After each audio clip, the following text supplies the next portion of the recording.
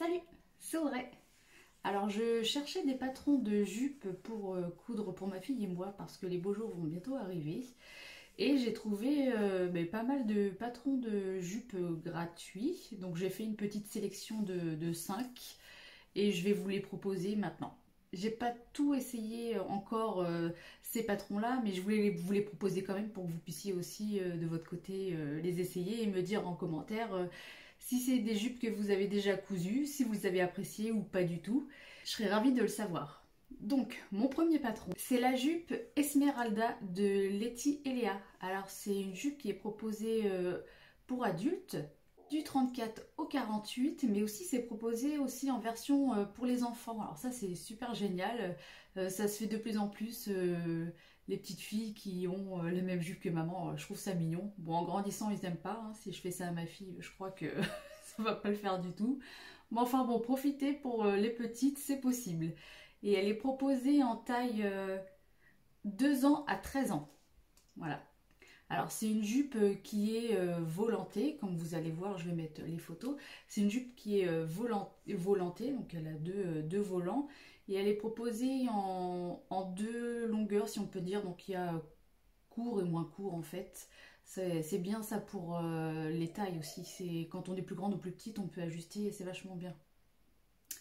Elle n'a pas de niveau de difficulté d'inscrit, mais elle est notée par contre 4,5 sur 5. Donc c'est que ça doit être quand même pas mal. Et elle est élastiquée à la taille. Alors ça c'est génial parce que vraiment c'est super confortable. Donc patron numéro 2. C'est la jupe Havana de Cozy Little World. Alors c'est une jupe qui va de la taille 32 au 52. Je pense que c'est une jupe qui est vraiment réalisable si on est débutant, hein. Il n'y a pas de grosses difficultés à part coudre les passants. Parce qu'en fait, c'est un rectangle. Je l'ai déjà cousu celle-là. Je voulais pas en photo parce que je la mets plus. Parce que j'ai grossi, je rentre plus dedans. Donc je vais en refaire une. Donc en fait, c'est un rectangle avec des passants qui sont un peu plus bas que le haut de la ceinture, que le haut de la jupe. Et en fait, vous mettez les passants, vous mettez une ceinture, vous serrez, en fait, ça fait... voilà, vous allez voir sur la photo. C'est pas quelque chose qui est très très compliqué à faire. Et ça nécessite pas beaucoup de tissu aussi, et ça, c'est vraiment très appréciable. Ensuite, la troisième jupe, c'est la Lindy Petal Skirt. Alors, elle va de la taille XXL au XL. En fait, pour ceux qui connaissent, c'est comme la jupe Christa. Alors je voulais proposer cette jupe là, j'avais déjà fait sur ma chaîne une vidéo complète sur comment la coudre, mais le patron il est plus disponible, je le trouve plus, alors je sais pas s'il le retirait ou si, je sais pas. C'est dommage parce que c'était vraiment un patron de jupe qui était vraiment super génial, mais je l'ai retrouvé, on va dire, avec une autre marque. Alors c'est une jupe qui se coud en jersey, donc elle est assez près du corps comme vous le voyez. Et il y a un arrondi devant et un arrondi derrière, en fait. C'est pour ça, eux, ils appellent ça pétale. C'est élastiqué en haut. Donc c'est vraiment pas très compliqué à faire, hein. C'est sur la même base que la jupe cristal, hein. Donc vous pouvez aller voir sur une de mes vidéos exprès sur cette jupe-là, hein. Il n'y a pas vraiment de grosses difficultés. Et encore une fois, vous n'avez pas besoin d'avoir une surjeteuse pour coudre du jersey. Une bonne aiguille jersey et un point étudié pour... et ben c'est parfait, ça suffit largement. Alors c'est sûr, si vous avez une surjeteuse, ça va beaucoup plus vite, hein, on va pas se mentir, en 5 ans que c'est fait. Mais bon, voilà. On va passer ensuite à la quatrième jupe. C'est la mini-jupe réseau de l'Éperline. Alors je connaissais pas du tout cette marque-là et en me promenant sur le site, j'ai trouvé d'autres idées sympas à coudre plus tard, parce que je me suis rendu compte que j'avais beaucoup de patrons qui n'étaient pas encore faits, donc il va falloir que je fasse un peu comme les tissus, que je me calme un peu sur les patrons et que je couse assez rapido ce que j'ai pas encore cousu et utilisé.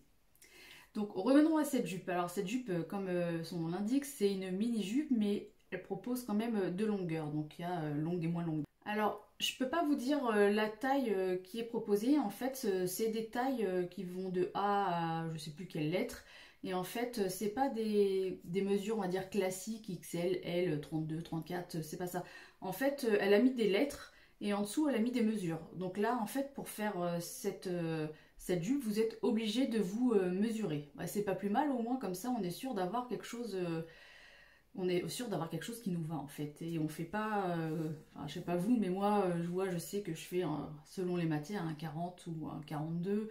Je choisis directement, je vais directement, et bien souvent bah, y a des surprises parce qu'il faut retoucher, alors que là même si on a la flemme, on est obligé de se mesurer, et au moins on a la bonne dimension. C'est une robe qui est dit qui est un fini A.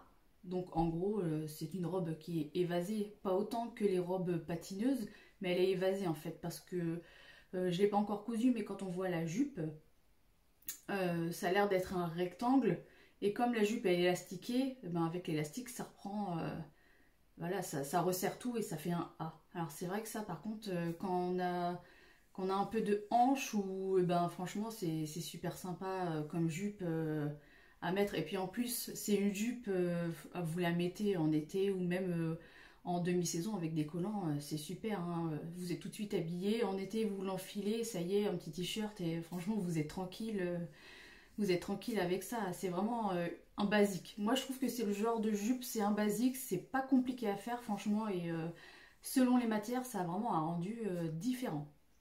Alors celle-là c'est une des premières que je vais essayer là. Avec à mon avis pas beaucoup de tissu, ça va le faire. Donc j'ai hâte de le faire.